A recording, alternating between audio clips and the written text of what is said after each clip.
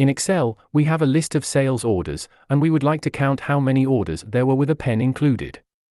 So, my list ranges from 1 to 10. To count the occurrences of pen in that list, I can use the COUNTIF function.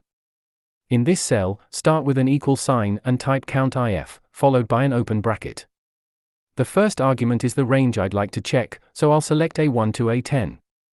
Type a comma to end that argument. The next argument is the criteria. What exactly do I want to count?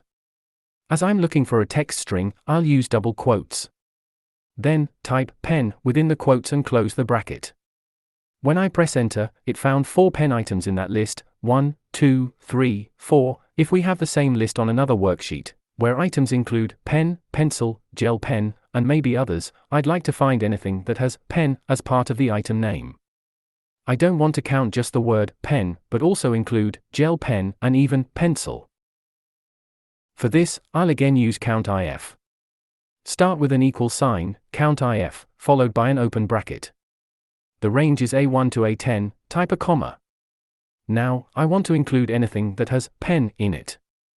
So, I'll type a double quote, then an asterisk, Shift+8 on my keyboard, which is a wildcard character representing any number of characters or no characters.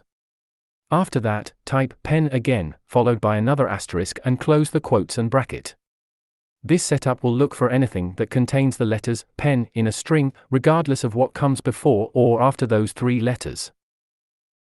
When I press enter, it returns 6, 1, 2, 3, 4, 5, 6. It found anything that contained the string of characters pen, regardless of case sensitivity.